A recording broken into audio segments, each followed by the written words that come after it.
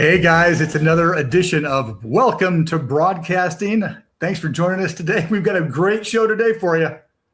We're actually going to be talking a little bit about TV. We've been talking about radio on our previous episodes, but today we're going to talk about some of the great local kids shows that we all grew up on in Iowa here.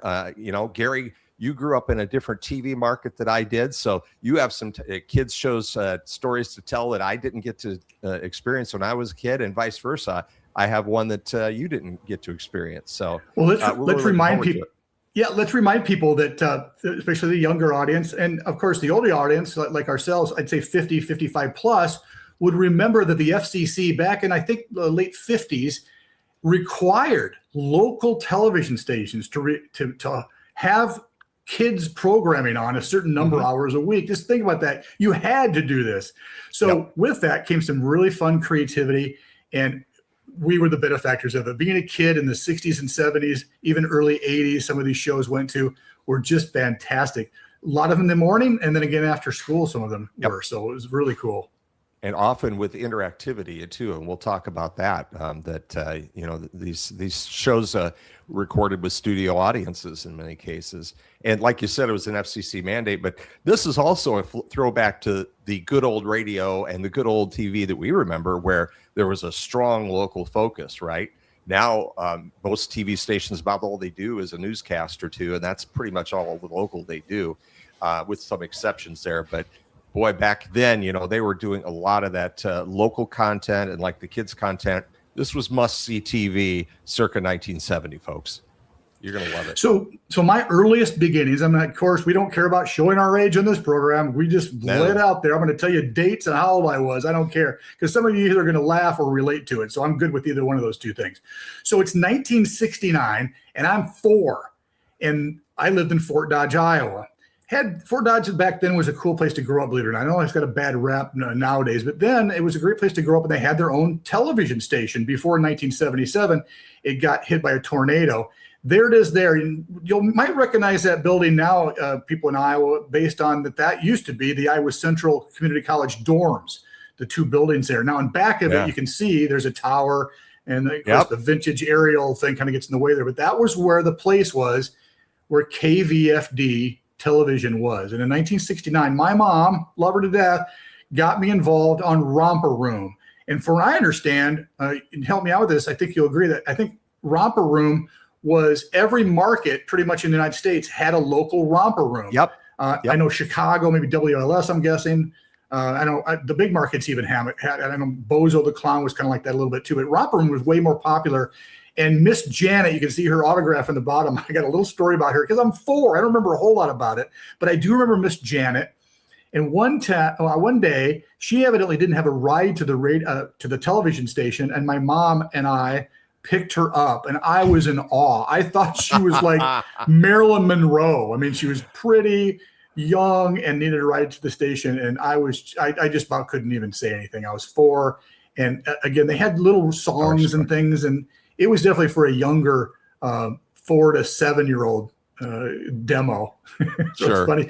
And again, this is the time, Curtis, where a lot of moms, let's face it, stayed home with their kids.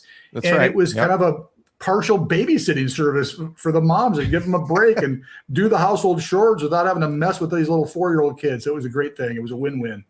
Yeah. Romper Room, you're exactly right. Different TV markets had different misses. Mine that I grew up was Miss Peggy out of the Quad Cities Romper Room. Did you ever watch where she looks through her magic mirror, and did she ever say your name? I'm glad you brought that up. I don't remember, but I do remember because on television, of course, it looked like magic because she'd have the mirror that was solid, and then she'd put that down. Then a swirly thing would appear on the screen for the home viewer, and then all of a sudden she'd see through it. It would be open, and she'd say, "Hi, Bill. I also see Sherry, and I see Gary, and I see Curtis." And it just made everybody feel so good inside as a 4-year-old. It was cute. I remember watching Romper Room mainly to see if she'd ever say my dang name, and I don't think she ever did. Curtis is not a real common name. Certainly, there were a lot more Garys in the world in 1969 than there were Curtises, but I don't remember her ever saying my name. I don't hold it against her, by the way. You may be entitled to compensation. You may be entitled to compensation. Yes. Contact the attorneys of Dewey, Cheatham, and Howe, and we'll get your money as soon as possible. Oh, goodness. So you got to be on Romper Room. So, yeah, I mean, I don't have that many memories of it. I do remember the last thing I remember was, gosh, if I could remember the dumb song. Of course, I don't want to sing either, but it was about going up and down on the what would they call the stick with the horse's head on top of it? Oh shoot! It had a name. Everyone's yelling. What? Hobby horse, isn't it? I think a hobby horse was something you jump up and down on. I don't remember. Our audience knows, and they're all yelling right now. Horse with it was a stick with a horse's head on one end. I had one. Everybody had one. That was your pretend horse. Here we go, loop-de-loo. I don't remember what the song was. Here we go, loop-de-loo. Something. That was one of them. That was one of the songs. Yeah. I don't remember the horse one, but yeah, there were always these little kids. And even when our kids were little, Gary, they had, still lots of shows like that. That was the heyday of Nickelodeon, and they had a bunch of shows like that for kids. And, those are earworms that my kids can still remember. In fact, I was in the car with one of my sons here, who's now 40 years old, and we're going along, and all of a sudden he starts singing this song from some kid's show. And I'm like, where did that come from? He goes, I don't know. It just popped into my head. Yeah. It must have been something on one of those shows we used to watch on Nickelodeon. So. Yeah. It'll come to my head when I fall asleep tonight, right before. That's usually when the brain works the best. Yeah. It's usually when the nightmares start to approach too. So, what's next? The second show is what? I think we're going to talk about the Floppy Man. Oh, a lot of people who lived in Central Iowa remember Dwayne. Of course, he never went by Dwayne on the show, as I remember. But everybody remembers Floppy. Floppy was on... I think the NBC, was it on WHO? Yeah, I think it was on WHO. Yep. We don't want to mess that up. I don't think it was on KCSCI. Well, I'm going to look it up right now on my notes. But I know it wasn't on WOI. We'll get to WOI in a minute with Mary Lou's Magic Window. But Dwayne, that poor guy, let's say something negative first. Kind of a sad thing is he passed away at, I think, 54 jogging, which was kind of a shocker. He was a young guy. But the great thing about Floppy, it was on around noon, as I remember, and they'd play a cartoon of all things. Can you imagine playing cartoons at noon?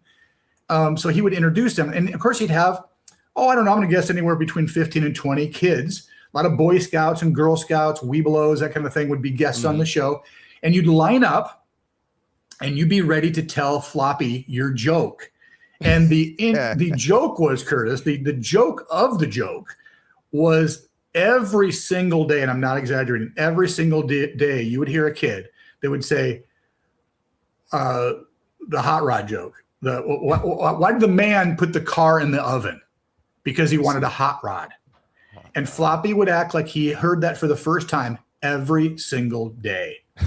And of course, the other one was why did the chicken cross the road? Because he wanted to get to the other side.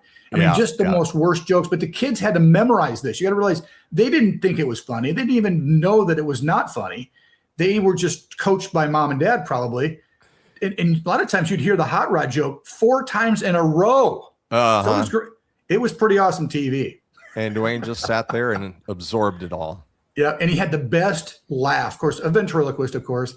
And Floppy had the best laugh. Man, that laugh, if you heard it once, you've got it in your brain the rest of your life. I was not exposed to Floppy. I didn't know anything about it until I moved to Central Iowa many, many years later. And people that I know that grew up here talked about it. And I'm like, what are you talking about? Oh, the Floppy, Dwayne and Floppy. I don't know what you're talking about. What is going on here? And I think of it, it's 108 today in Phoenix. I'm going to ask my wife, do you know why I put the car in the oven? I wanted a hot rod. There wasn't much show. It was WHO. I looked it up. Yeah, so I thought WHO it was, he was on. Yeah, but there wasn't much show yearly. I mean, I hope he had another job because he didn't work that long. Dwayne Ellett was his full name. Yep. Started doing it in 57, and then did it for 30 years. So can you imagine 30 years of the hot rod joke? God bless him. I'm sure he learned to snuff that out of his memory after a while. But that was a show that Central Iowa kids were glued to every time it came on. And it also says on here Picture Magazine, if you remember that, a part of the Des Moines Sunday Register. Yeah, I do remember that. Had put Dwayne and Floppy on the front cover. You may remember that. I bet there's some people who actually saved the copy of that. I asked AI about Floppy Show, and what I guess it said: the riddle that never gets old. The hot rod joke is one of those perfect bits for kids' local TV. And let me correct myself. He passed away at 64, not 54. Okay. So 64 years old, he was jogging and died of a heart attack, just to be accurate about that. Wow. But what a great guy. A lot of great memories of him. Great man. You had another one, too, we were going to talk about. What was it? Miss somebody? Or no, the Magic Window. The Magic Window. That's also the same market. This one out of WOI in Ames, Iowa. And gosh, I hope I get this right, but I think this was a morning thing. I remember this being a morning thing.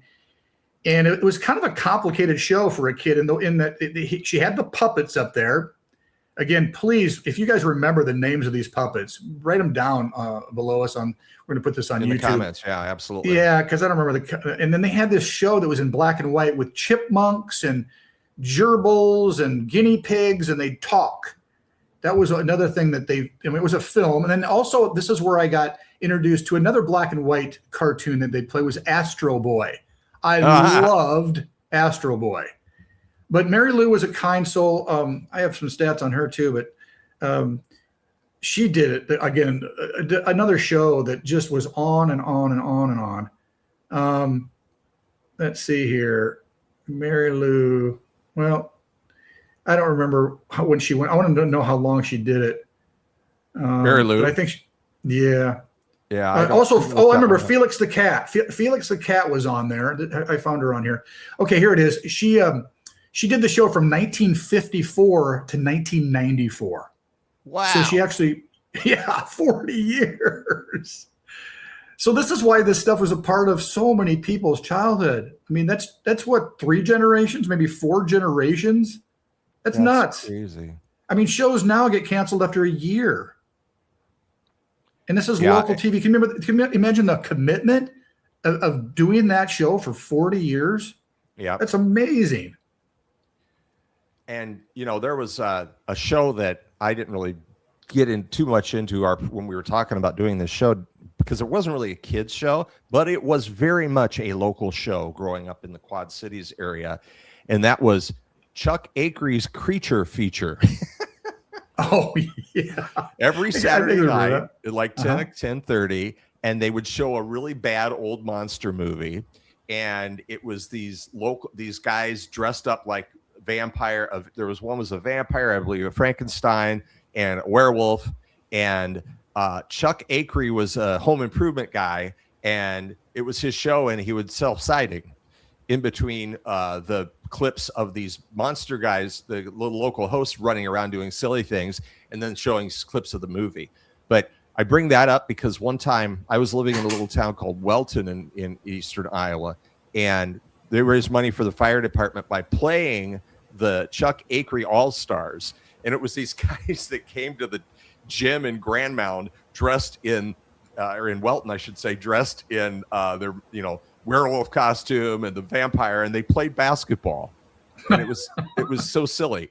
I don't remember much about it, but I remember going to that game. But that was another it was aimed at children, clearly. But sure. I remember watching it when I was into my teens, even when I think they stopped doing it. But because, hey, where else did you get to watch a Japanese monster movie back in the day?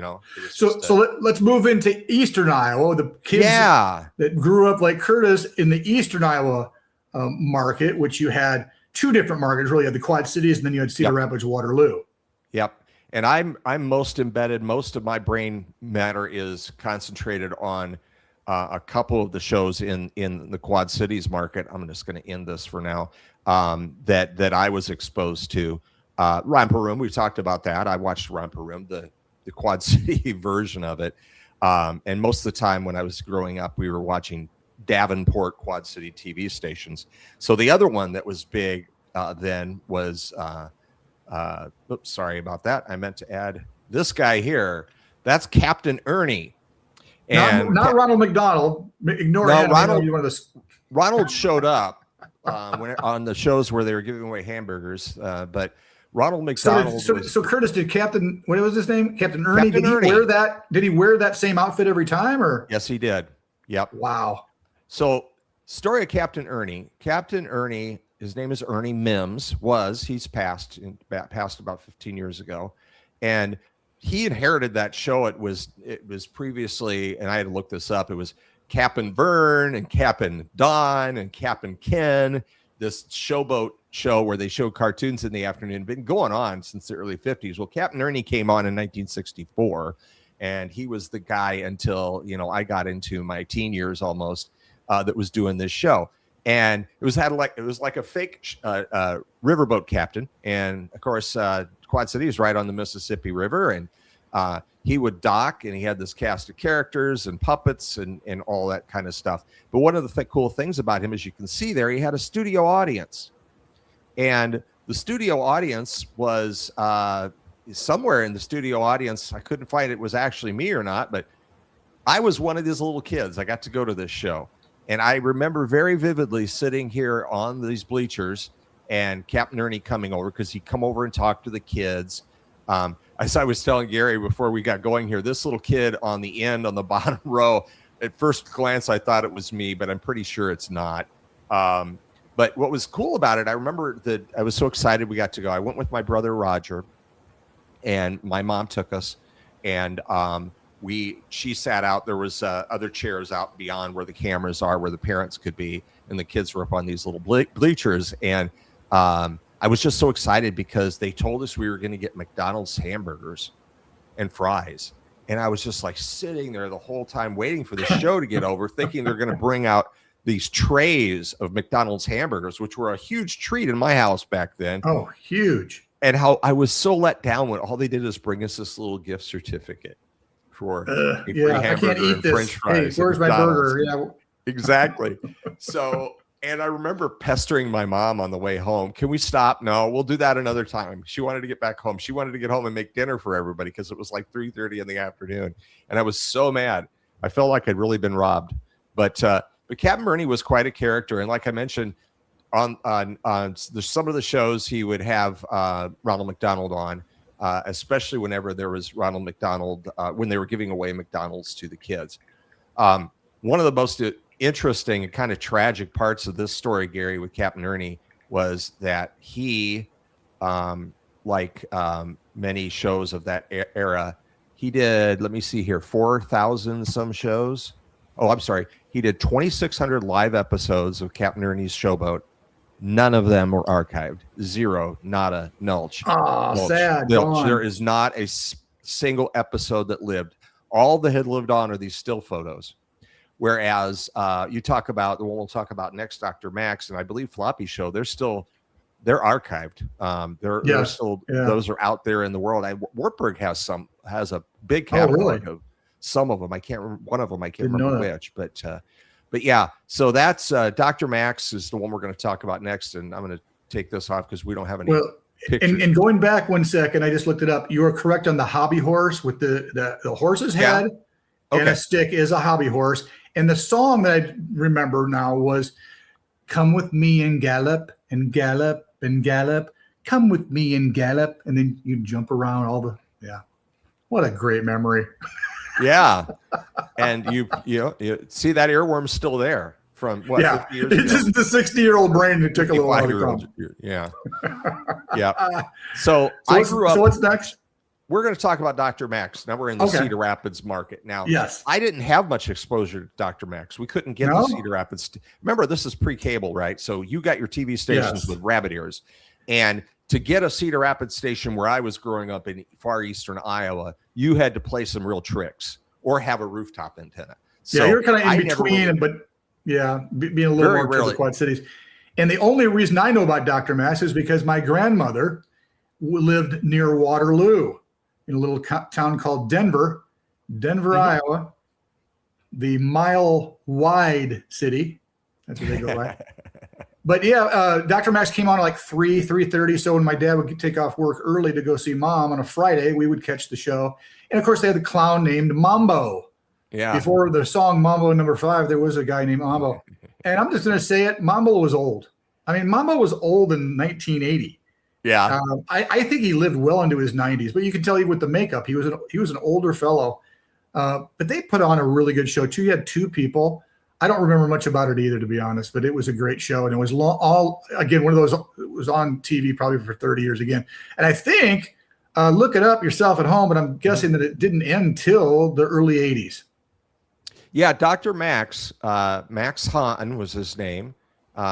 He did it from 1961 to 1981. So a good 20-year run there. And you were talking about Mambo the Clown. I doing a little research on this.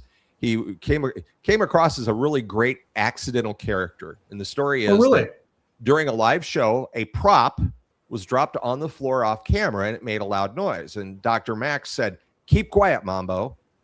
Well, children started writing to him saying, "When are you going to show Mambo?" So they had to come up with a character. So he asked a friend of his who was a local musician to come on the show as Mambo. So this guy worked at the Quaker Oats factory. And so he had to get off work, go to the studio, get dressed up as the clown to do his little 30 minutes of TV, get back off his regular clothes and go back to work.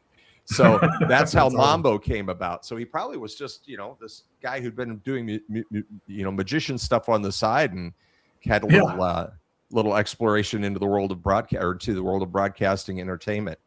As I was looking at this, go ahead. I was going to say that the only memory that I have of it is it was very involved. It was very, people, the kids got to interact more than any other show. Yeah. So I mentioned Max Hahn was Dr. Max, right? And when I first read about this, because again, not being exposed to it a lot, it was like, dang, that name is familiar. That name is familiar. And then I thought to myself, well, wait, there was Carrie J. Hahn, who was the Iowa Traveler from the Cedar Rapids station for very many years. And I'm like, are they related?